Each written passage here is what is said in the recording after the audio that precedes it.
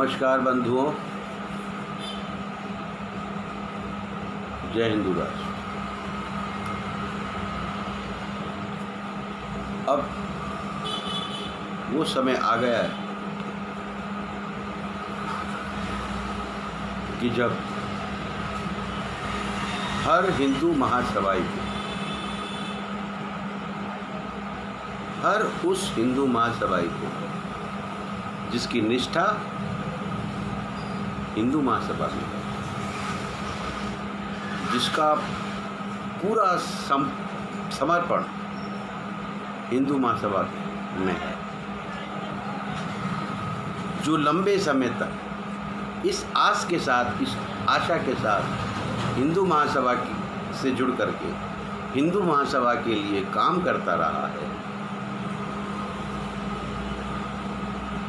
कि कभी ना कभी हिंदू महासभा सत्ता की चाबी बनने की कीमत हासिल करेगी। जिस व्यक्ति ने ये सपना देखा या सपना संजोया और अपने सपने संजो करके उसने हिंदू महासभा के लिए काम किया, वो हर कार्यकर्ता विचार करे सिर्फ एक बात का कि जिन लोगों के अधीन या नेतृत्व में या जिनको भी वो अध्यक्ष मान करके आज तक काम करता आया और आगे भी काम करने की अपनी इच्छा रखता है, तो वो सिर्फ एक प्रश्न का उत्तर अपनी आत्मा से ही मांगे। अपनी आत्मा में मेरे इस बात पर, मेरे इस प्रश्न को लेकर के मंथन करें कि जिन लोगों ने या जिन लोगों को अध्यक्ष मान करके आपने काम किया है, उन व्यक्तियों ने हिंदू महासभा को आज तक राजनीतिक रूप से क्या लाभ दिया और राजनीतिक रूप से ही आपको कितना लाभ दिया और आगे भविष्य में देने की उनके पास क्या क्षमता है, क्या एजेंडा है, इस बात को भी, इन प्रश्नों का उत्तर किसी और से नहीं, केवल आप निष्पक्षता से अपनी आत्मा में इस बात का, इस प्रश्न पर मंथन करने के बाद अपनी आत्मा से।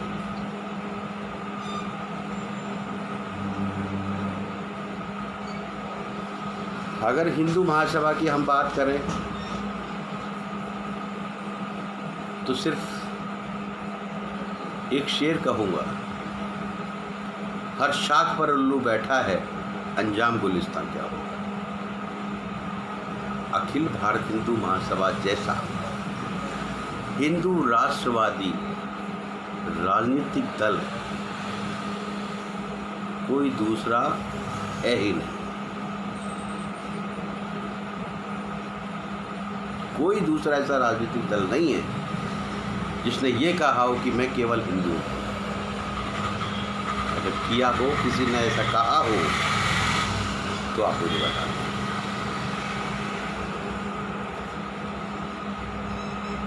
नमस्कार विक्रम जी।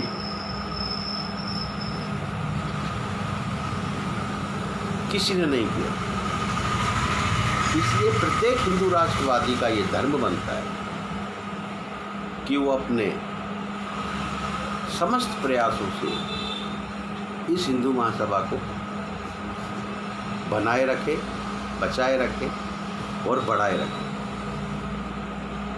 बचाए, बनाए और बढ़ाए, ये धर्म होना चाहिए हर हिंदू महासभा का। लेकिन हुआ क्या? चंद्र प्रकाश जी नंदकिशोर मिश्रा जी, व्रतधर त्रिदंडी स्वामी, एक और चक्रपाणी जी और स्वयं को नेताजी सुभाष चंद्र बोस की पड़पोती, कभी पड़पोती कहलवा देती हैं और कहती भी हैं, कभी उनके चेले चपाटी उन्हें सुभाष चंद्र बोस जी की नातनी कह देती है। ऐसी राजश्री चौधरी। आखिर इन लोगों ने हिंदू महासभा को पॉलिटिकल बेनिफिट क्या दिया, या अपने कार्यकर्ताओं को पॉलिटिकल बेनिफिट क्या दिया, प्रशासनिक स्तर पर उन्हें क्या बेनिफिट दिया, ये सोचिए। और हिंदू महासभा को क्या दिया। मैं एक ऐसा हिंदू महासभाई हूँ जिसने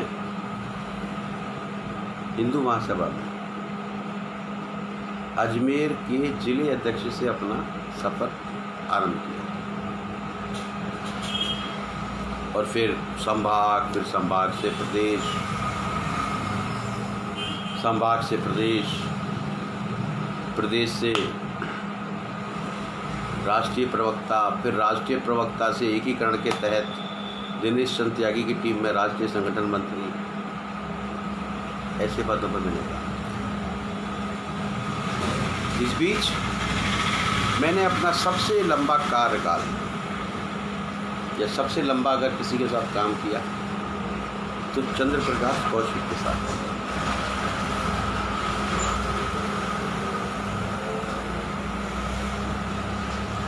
2014 में जब लोकसभा का चुनाव आया और जो परिस्थितियां मेरे सामने हैं उसे देख करके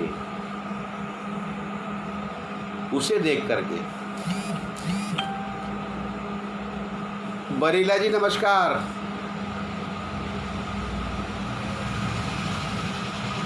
नमस्कार जितेंद्र भाई साहब।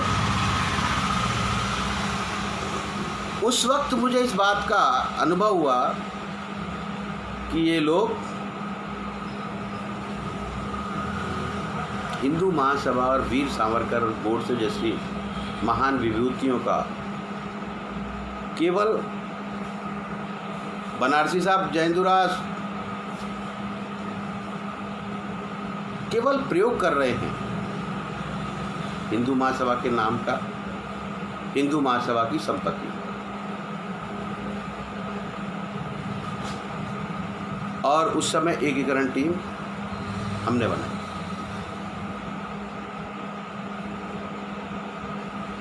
और काम किया। जिस समय मैं चंद्र प्रकाश कौशिक के ग्रुप में राष्ट्रीय प्रवक्ता के पद पर था, उस समय वो पद लात मार करके मैं बाहर आया था और एकीकरण टीम बनाई और काम किया। चंद्र प्रकाश कौशिक निजी तौर पर कितना ही अच्छा व्यक्ति हो, कितना ही बुरा व्यक्ति हो, उससे मेरा कोई संबंध नहीं, लेकिन हिंदू महासभा के प्रति जो उसका समर्पण या जो उसकी निष्ठा होनी चाहिए, हिंदू महासभा की एकता के प्रति जो उसका, राजेश्वर जी जयंदुराष्ट्र, जो उनका समर्पण भाव होना चाहिए, जो उन्हें काम हिंदू महासभा की एकता के लिए, उसके प्रचंड स्वरूप को बनाने के लिए करना चाहिए था, वो उन्होंने नहीं किया। अभी 2 दिन पहले मैंने राजश्री चौधरी के विषय में डाला था, मैं उस पर फिर कभी बात करूँगा। आज बात करूँगा मैं त्रिदंडी जी, उनका पूरा नाम व्रतधर जीएनआर त्रिदंडी स्वामी।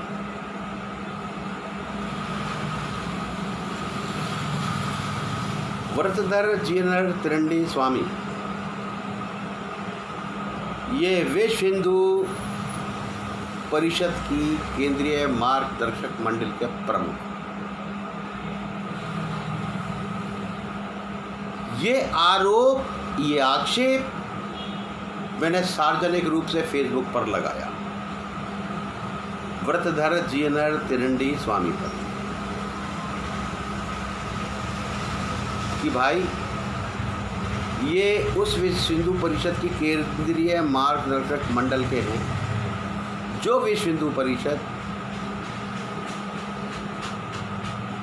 उस आरएसएस का अंग है जिसने हिंदू महासभा को तोड़फोड़ करने के लिए, हिंदू महासभा का अस्तित्व खत्म करने के लिए तमाम तरह की साजिशें रची और आज भी रच रहा है। आज भी उसके एजेंट अलग अलग ग्रुपों में अलग अलग घुसे हुए हैं, जिनके नाम मुझे पता है। और अगर कोई मेरे से सामने रूबरू बैठ के बात करना चाहे तो उसके पूरे कारनामे खोल के दे दूंगा कि उसको संघ से क्या निर्देश मिला और वो आके क्या काम कर, मेरे आमने सामने बैठ के बात। वाघेला जी नमस्ते। तो वर्तमान स्थिति है, चंद्रप्रकाश कौशिक अपने आप को अध्यक्ष कहते हैं, नंदकिशोर मिश्रा जी अपने आप को अध्यक्ष कहते हैं, चक्रपाणी तो खैर अपने आप को कभी अध्यक्ष कहता है, कभी संत महासभा का अध्यक्ष बताता फिरता है। अब पता नहीं संत कौन सा है, क्योंकि भारत की केंद्रीय सरकार द्वारा मान्य अखाड़ा परिषद ने उसे फर्जी संत की अखबारों में प्रचारित कर रखा है। व्रतधर तिरंडी स्वामी वीएचपी की केंद्रीय मार्गदर्शक मंडल का प्रमुख, कमलेश तिवारी के बाद तिरंडी ने उस ग्रुप की कमान संभाली और ग्रुप संभालने के बाद जिस समय एकीकरण टीम काम कर रही थी अमित जी पुंडीरी जी के नेतृत्व में, तब उन्होंने तिरंडी स्वामी जी ने मुझे 4 बार फ़ोन किया और कहा, मुकुल जी, हिंदू महासभा को आप जैसे व्यक्तियों की बहुत आवश्यकता है। आप जैसे लोग जब तक हिंदू महासभा में आगे नहीं बढ़ेंगे तब तक हिंदू महासभा अपने स्वरूप को प्राप्त नहीं कर सकती। इसलिए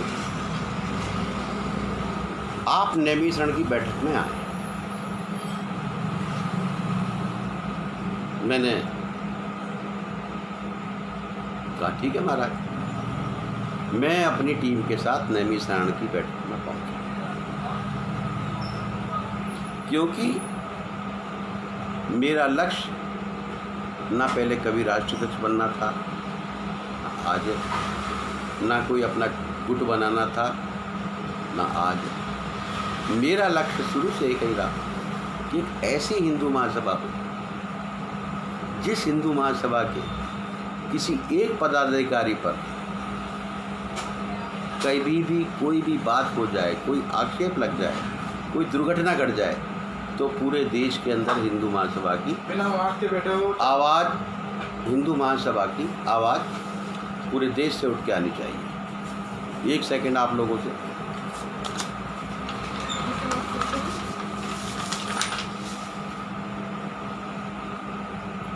भाई एक्सरे वो फ्रैक्चर नहीं है, मांस में मांस फटा है, ठीक हो जाएगा ना? वो ठीक हो जाएगा। शाम को आ जाना, दवाई ले जाना। ठीक है? पागल हूँ क्या मैं जैसे बोल रहा हूँ? एक चाय ला के दे देंगे मेरे को। आओ ना बेकरी पे। बेकरी पे नहीं आऊँगा मैं यार, थोड़ा सा फेसबुक पे आज एक मैटर डाल रहा हूँ लाइव। ठीक है, चाय बना के दे जाए यार। और बाकी लोगों में नेता में पूछना। ठीक है, आ जाइए। तो माफ़ी चाहूँगा, एक पेशेंट आ गया था अर्जेंट। मैं उस नैमिषारण्य की बैठक में पहुंचा और नैमिषारण्य में त्रिरंडी गुट के सभी पदाधिकारी मौजूद थे। त्रिरंडी जी के लाल जिन्हें आप रविंद्र द्विवेदी के नाम से जानते हैं, वो शायद मुझे अच्छी तरीके से जानते हैं। इस हिंदू महासभा में अगर कोई मेरे को ढंग से पहचान पाया तो वो रविंद्र द्विवेदी जी हैं। उनको मालूम था ये शख्स यहाँ आया हुआ है, इसलिए उन्होंने मेरी बात को दबाने के लिए मंच पर सबसे पहले मुझे ही बुला लिया। मेरा लक्ष्य किसी भी हिंदू महासभाई को ना तो नीचा दिखाना होता है और ना उसका स्तर गिराना होता है। जब तक कोई व्यक्ति मुझे छेड़ता नहीं तो मैं उसको भी नहीं छेड़ता, और अगर गलती से कोई छेड़ देता है तो फिर मुझे छोड़ता नहीं। शायद मेरा चरित्र। खैर, उस बैठक में मैंने 2 प्रस्ताव रखे और उन दोनों प्रस्तावों को त्रिदंडी जी ने पूरे सम्मान के साथ माना। एक समन्वय समिति बनाने की, जो प्रदेश में सबको एकजुट करके प्रदेश कार्यकारिणियाँ गठित करें, और दूसरी है एक केंद्रीय समन्वय समिति बनाकर राष्ट्रीय का चुनाव करा। ये दोनों जो बातें थी, मेरे दोनों प्रस्ताव थे, पूरी बैठक के सामने त्रिदंडी जी ने माना। ये मुकुल जी की हम दोनों बात मानते हैं। ये पहला विश्वास मैंने त्रिदंडी स्वामी पे किया था। लेकिन 1 घंटे बाद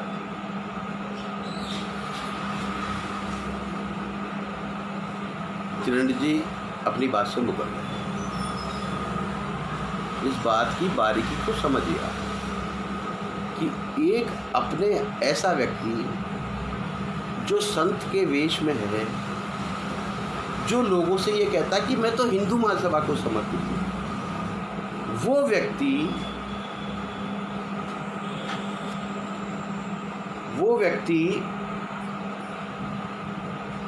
1 घंटे बाद अपने उस प्रस्ताव को मानने से इनकार कर देता है जो भरी सभा में उसने स्वीकार किया। अब आप लोग इस बात पर विचार करें कि वो व्यक्ति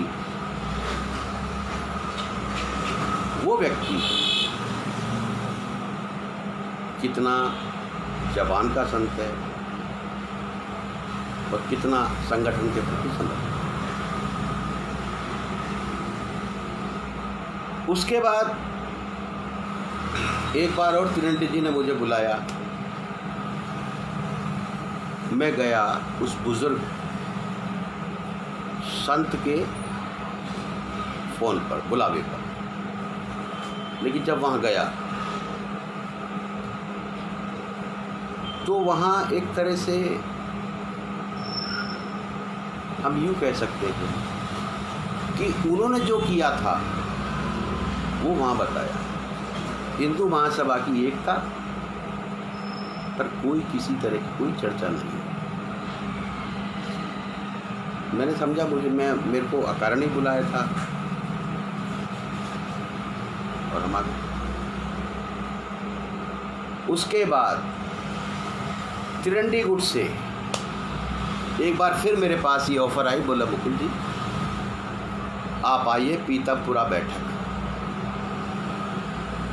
और वहाँ बैठ के हिंदू महासभा के सारे गुटों को खत्म करने की चर्चा चली। त्रिदंडी ग्रुप के कुछ लोगों ने तो मुझे बुलाया और कुछ लोगों ने सार्वजनिक रूप से मुझे धमकियां दी, मुझे चेतावनी दी या मुझे ललकारा कि मुकुल मिश्रा इस बैठक में आया तो मामला खराब। और ऐसे लोगों ने ऐसी धमकियां दी थी या चेतावनियां दी थी, अगर उनके गाल पे कस के तमाचा मार दिया तो वो ज़मीन झुक जाएगी। ऐसे लोगों ने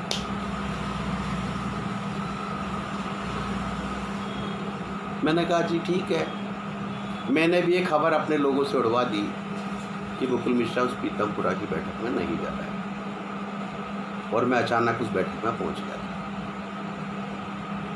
तो जब मैं अचानक पहुंचा तो विशेष करके रविंद्र द्विवेदी, इसने जो गणित बैठा रखी थी, इसकी पूरी गणित पलट गई। और वहाँ फिर जो प्रस्ताव मैंने रखा उस प्रस्ताव को माना और एक राष्ट्रीय समन्वय समिति तैयार हुई।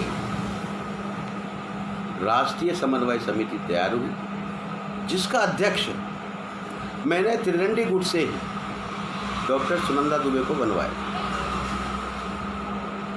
और वहाँ सभी ने इस बात का आश्वासन एक दूसरे को लिया दिया था कि समन्वय समिति के विषय में अभी सार्वजनिक रूप से कोई चर्चा नहीं की जाएगी, क्योंकि समन्वय समिति का प्रमुख तो हमने सुनंदा जी को बना दिया था, लेकिन हमें हर गुट से व्यक्ति ले लेकर उस पूरी समन्वय समिति को बनाना था।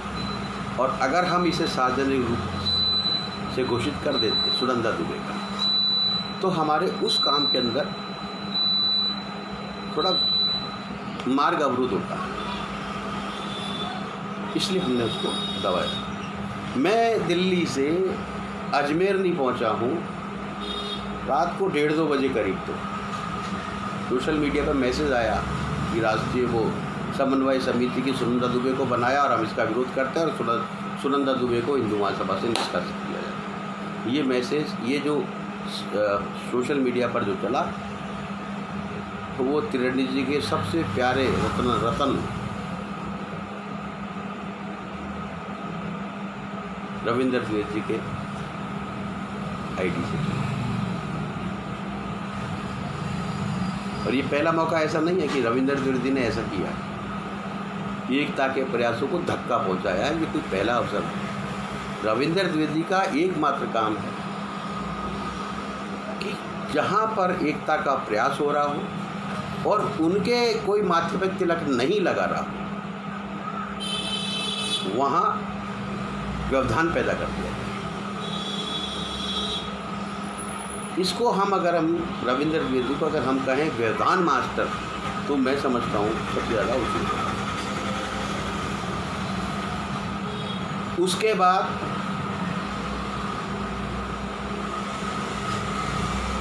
हमने एकीकरण टीम ने त्रिरंडी पर विश्वास करना बिल्कुल बंद कर दिया। त्रिरंडी ग्रुप के अंदर 2-4 व्यक्ति, बड़े अच्छे व्यक्ति हिंदू महासभा हैं, जिनका मैं आज भी सम्मान करता हूँ। प्रकाश जी हैं, लखन शर्मा जी हैं, देवेंद्र पांडे जी,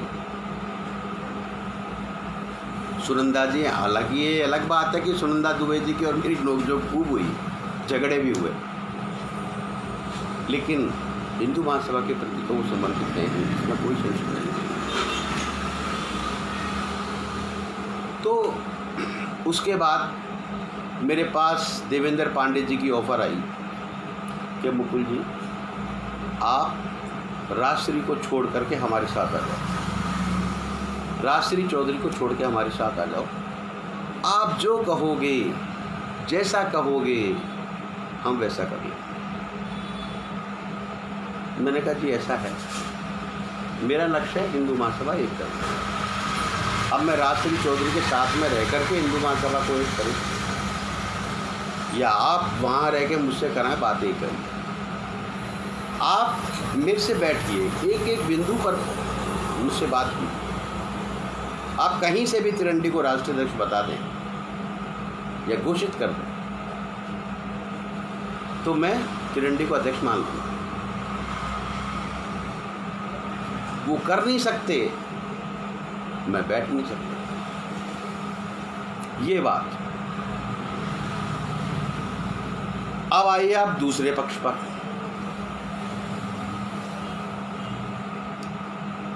मैंने कहा ना, मेरा लक्ष्य मेरा कभी कोई राष्ट्रीय अध्यक्ष बनने का या कोई ऐसा कभी ना पहले था ना है।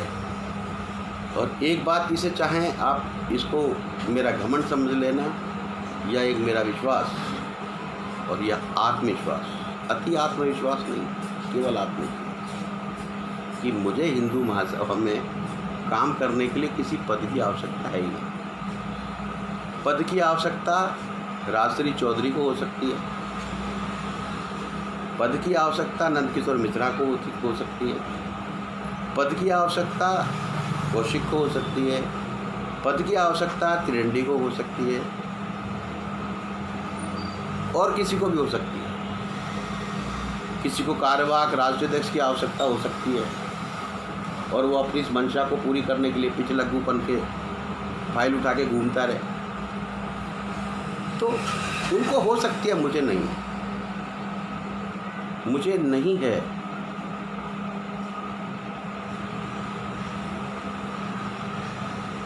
जब अभी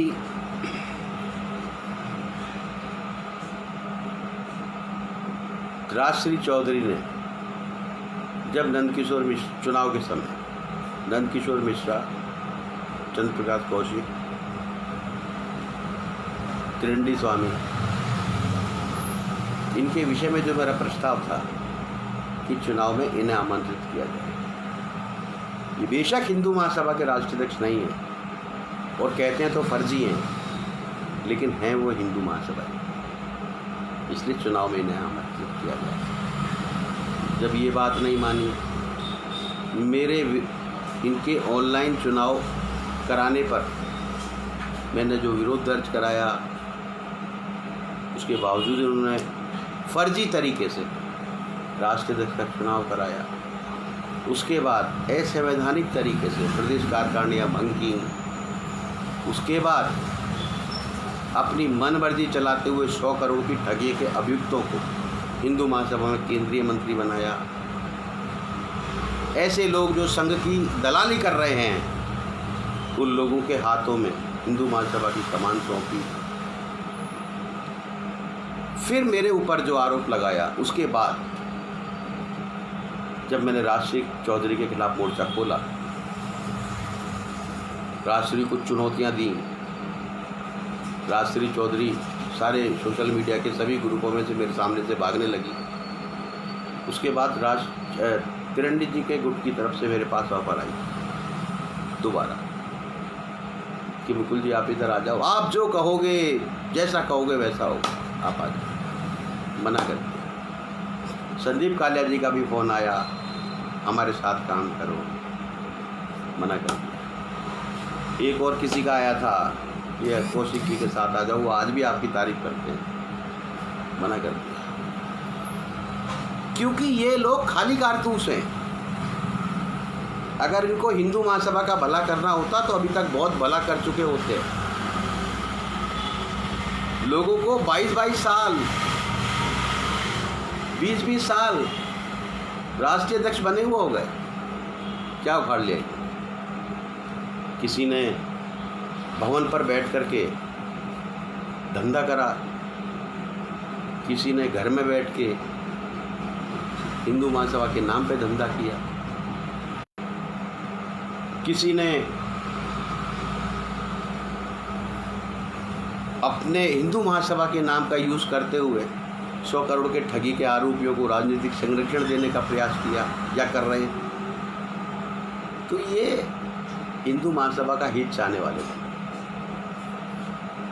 अब बात आ जाइए त्रिवेंडी। मैं वो पहला शख्स हूँ जिसने सार्वजनिक रूप से ये घोषणा की थी कि त्रिवेंडी स्वामी ने राजश्री चौधरी को समर्थन दे दिया है और राजश्री चौधरी के समर्थन में चुनाव आयोग को अपना लिखित पत्र भेज दिया है। ये खुलासा मैंने आज से लगभग 1.5 साल पहले सोशल मीडिया पे कर दिया। आज तक त्रिवेंडी स्वामी ने मेरे उस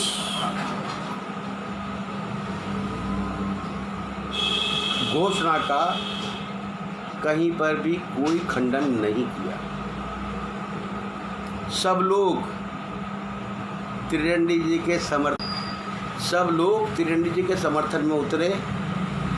देवेंद्र पांडे भी थे जो त्रिरंडी जी के पक्ष में खड़े हुए थे, और उन्होंने दिनेश भोगले भी थे, रविंदर द्विवेदी भी थे, और उन्होंने पूरे सोशल मीडिया पर जम करके ये प्रचार किया था कि मुकुल मिश्रा झूठ बोल रहा है।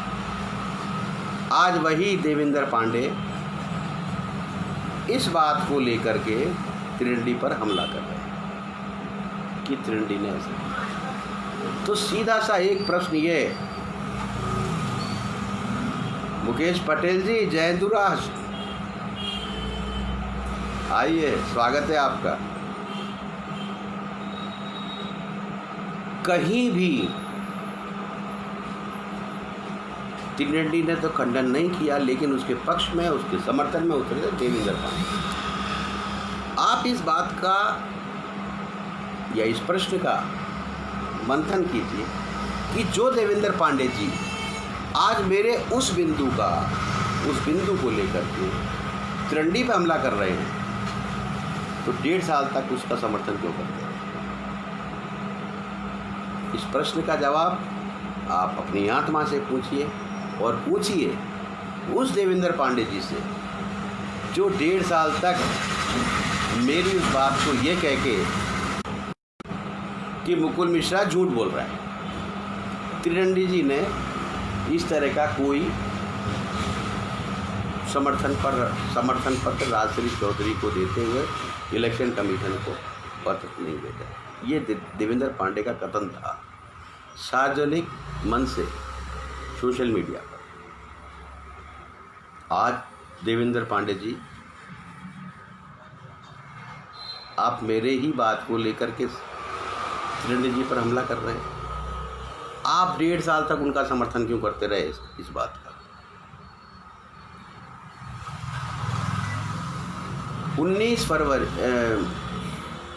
17 फरवरी 2019 को दिल्ली हाई कोर्ट ने चंद्र प्रकाश कौशिक, त्रिरंडी, चक्रपाणी, नंदकिशोर मिश्रा, इन सबको हिंदू महासभा का राष्ट्रीय अध्यक्ष मानने से साफ इनकार कर दिया। इस बात को सबसे पहले उजागर मैंने किया था, सबसे पहले उजागर मैंने किया। तो देवेंद्र पांडे जी, उस जो याचिका त्रिरंडी स्वामी जी ने दिल्ली हाई कोर्ट में लगाई थी, उसका जब फैसला ये आ गया था कि त्रिरंडी स्वामी अध्यक्ष नहीं है, तो 1.5 साल तक आप उस त्रिरंडी स्वामी का समर्थन क्यों करते रहे?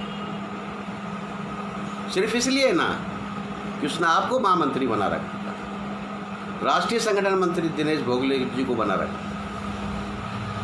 सिर्फ अपने इन पदों के लिए उस झूठ का साथ देते रहे आप आज तक, और आज आप त्रिरंडी के खिलाफ मोर्चा खोल रहे हैं।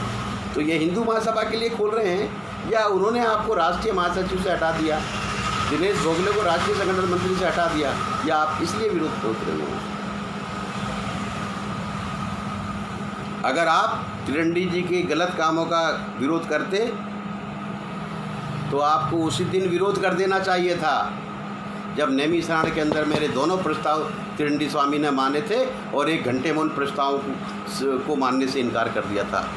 अगर आप हिंदू महासभाई थे तो आपको विरोध उस दिन करना चाहिए था, क्योंकि वो दोनों प्रस्ताव हिंदू महासभा के हितों में थे। अगर आपको विरोध करना था तो आपको उस समय करना चाहिए था। आपको विरोध उस समय करना चाहिए था त्रिरंडी स्वामी का, जब त्रिरंडी स्वामी के सरपरस्ती के अंदर रविंदर द्विवेदी डॉक्टर सुनंदा दुबे को अपमानित करते हुए सोशल मीडिया पर हिंदू महासभा के निष्कासन की सोशल पोस्टर लिख रहा था। आपने उस दिन विरोध क्यों नहीं किया? क्योंकि त्रिरंडी का रतन लाल है रविंदर द्विवेदी, और आप अपने महासचिव बने रहने के लिए त्रिरंडी की हर बात पर पर्दा डालते रहे। रविंद्र द्विवेदी की हर बात पर पर्दा डालते रहे। महासचिव आपकी तरह नहीं होता देवेंद्र, महासचिव होता बोल्डर। रविंद्र द्विवेदी ने दारू पी के हिंदू महासभाइयों के साथ क्या किया, हिंदू महासभा की गरिमा को कितनी क्षति पहुंचाई, यह आपसे चुप ही नहीं है। आज तक क्यों झेलते रहते आप हिंदू महासभा को? या दिनेश भोगले, केवल तिरंडी जी का लाल एक ही तो था, बाकी तो सब आप लोग थे। आपने आज तक क्यों नहीं हटवा लिया रविंद्र द्विवेदी को? आज आप विरोध कर रहे हैं उस बात का। तो आपका ये विरोध केवल रविंद्र द्विवेदी के लिए नहीं है, केवल इसलिए ये विरोध है आपका कि अब आपको महासचिव पद से या दिनेश भोगले को राष्ट्रीय संगठन मंत्री पद से हटा दिया गया। सिर्फ आपका विरोध इस बात के लिए, ना कि हिंदू महासभा को मजबूत करने। अगर आपका ऐसी मंशा होती कि हमें हिंदू महासभा के लिए काम करना है, तो आप 4 जने बैठ करके और एक ऐसे अवधूत बाबा को, जिसके खिलाफ कई मामले दर्ज हुए, जिसके खिलाफ मैंने एक पूरी पोस्ट डाली थी फेसबुक पर, पुलिस की हिरासत में मुकदमों की पूरी लिस्ट डाली थी, जिस पर आपके उस अवधूत बाबा ने धमकी दी थी मुझे मानहानि का केस करने की।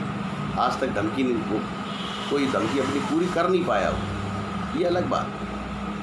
लेकिन आप ऐसे अवधूत बाबा को कार्यकारी राष्ट्रीय अध्यक्ष बना करके कौन सी हिंदू महासभा खड़ी करना चाह रहे थे? इसलिए देवेंद्र जी, आपसे मेरा विनम्र अनुरोध है कि आप जो लोगों को गुमराह कर रहे हैं वो गुमराह करना बंद करें। और रविंद्र द्विवेदी और तिरंडी जी, ये आप अपनी भी नौटंकियां बंद कर दें। मैं एक बात स्पष्ट तौर पर सबके सामने रख रहा हूँ, एक बात स्पष्ट तौर पर सबके सामने रख रहा हूँ, और अगर मेरी बात किसी को झूठ लगती हो, गलत लगती हो या गैर संवैधानिक लगती हो, तो मैं अपना पूरा घर का एड्रेस सोशल मीडिया पर मेरा है, वो मेरे पर मानहानि का मुकदमा कर। चंद्रप्रकाश कौशिक हिंदू महासभा का कोई राष्ट्रीय अध्यक्ष नहीं है। नंदकिशोर मिश्रा जी हिंदू महासभा के राष्ट्रीय अध्यक्ष नहीं हैं। राजश्री चौधरी हिंदू महासभा की राष्ट्रीय अध्यक्ष नहीं हैं। व्रतधर जीनर तिरंडी स्वामी हिंदू महासभा का राष्ट्रीय अध्यक्ष नहीं है। चक्रपाणी हिंदू महासभा का राष्ट्रीय अध्यक्ष नहीं है। जब ये राष्ट्रीय अध्यक्ष है ही नहीं, तो इनके बनाए हुए पिछलक्कू भी प्रदेश अध्यक्ष नहीं है। मैं इस लाइव आने के अपने इस उद्देश्य को आपके सामने रख रहा हूँ कि जितने भी हिंदू महासभा निष्ठ भाई बंधु हैं, भाई बहनें हैं, विभिन्न प्रदेशों में काम कर रहे थे, वो लोग इस बात की तैयारी करें कि इन चारों पांचों स्वयंभू और असंवैधानिक रूप से, फर्जी रूप से बने बैठे राष्ट्रीय अध्यक्षों के द्वारा बनाए गए विभिन्न प्रदेशाध्यक्षों और विभिन्न पदाधिकारियों के खिलाफ कानूनी कार्रवाई की तैयारी की जा रही है। और इस बात को हल्के में कोई व्यक्ति ना ले, ये होगी, हर हाल में होगी। राजश्री चौधरी सहित इन जितने भी स्वयंभू अध्यक्ष हैं, मैं इनको कानूनी नोटिस दे चुका हूँ। इलेक्शन कमीशन को मैं एक चिट्ठी दे चुका हूँ। उसके बाद इनके 2 प्रदेशाध्यक्षों को, एक कौशिक का प्रदेश अध्यक्ष और एक इस राजश्री चौधरी का, इनके प्रदेश अध्यक्षों को मैं नोटिस दे चुका हूँ। मैं नहीं चाहता हूँ कि कोई भी हिंदू महासभाई किसी भी तरह की किसी परेशानी को फेस करे। मैं नहीं चाहता, क्योंकि किसी भी व्यक्ति ने किसी भी गुट में रह करके काम किया है तो वो हिंदू महासभा के लिए किया है। ये अलग बात है कि वो भ्रमित होकर के कभी कौशिक, कभी नंदकिशोर मिश्रा जी, कभी चक्रपाणी, कभी तिरंडी स्वामी, इनके बीच में फंसा रहा हो, लेकिन काम तो उसने हिंदू महासभा के नाम के लिए किया ना। वो भी अब इस बात को समझ ले कि ये कोई राष्ट्राध्यक्ष नहीं है, ये लोग केवल आपकी मेहनत का, आपके नाम का उपयोग करते हुए अपनी दुकानदारी चला रहे हैं और आप हिंदू महासभा चला रहे हैं। इसलिए इन दुकानदारों को साइड कीजिए और दीपक तलवार जी के नेतृत्व में, अमित जी के नेतृत्व में जो एकीकरण टीम काम कर रही है, जिस नीति और जिस रास्ते पर चल रही है, उसका एकमात्र लक्ष्य है हमारी एक मजबूत हिंदू महासभा। आप उस नीति के तहत एकीकरण टीम के साथ कार्य करें और निश्चित मानिए अगर आप लोगों ने एकीकरण टीम का साथ दिया, पूरी आस्था और निष्ठा से दिया, तो ये हिंदू महासभा इलेक्शन कमीशन से बाहर निकल करके आएगी। हिंदू महासभा इलेक्शन कमीशन से बाहर निकल करके आएगी और सशक्त हिंदू महासभा बनेगी। एकीकरण टीम के अतिरिक्त ये काम और कोई भी टीम नहीं कर सकती। अब क्यों नहीं कर सकती? मुझे एक व्यक्ति बता दो जो चंद्र प्रकाश कौशिक की बुराई या उसके गलत कामों की उसके मुंह पर बोल सकता हूँ। उसके ग्रुप का एक भी आदमी ऐसा नहीं। राजश्री चौधरी के जो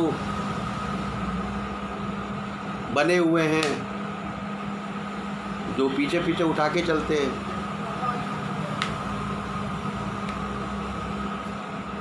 वो उसके मुंह पे बोल दे, इतनी हिम्मत उनके किसी भी दुम छल्ले में नहीं है। नंदकिशोर बाबा के सामने कोई बोल दे, सच बोलने की औकात जिनकी है नहीं, वो क्या खाक हिंदू महासभा को चलाएंगे या बनाएंगे? दोस्तों, गलत का विरोध करना जरूरी है, क्योंकि इतिहास भी तभी बदलता है जब आप गलत का विरोध करेंगे।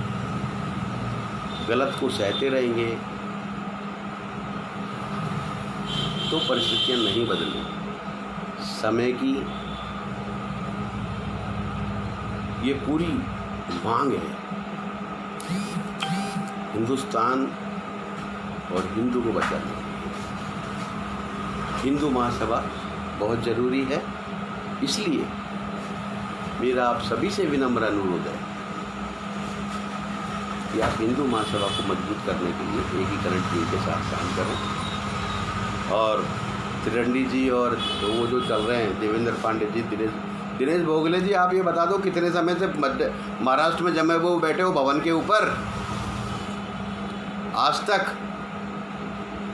तक हिंदू महासभा के भवन का आपने हिसाब दे दिया क्या? कितने पार्षद खड़े कर लिए, कितने एमएलए खड़े कर लिया आपने? सिर्फ अपने भवन पर कब्जा बनाने लगाने के लिए हिंदू महासभा का नाम लेते हो। अगर त्रिरंडी का विरोध करना है ना, तो आप दूसरे तरीके से कीजिए। हिंदू महासभा के नाम पर आप केवल हिंदू महासभा के नाम की कमाई खाते हैं, भवनों पर कब्जा करते हो।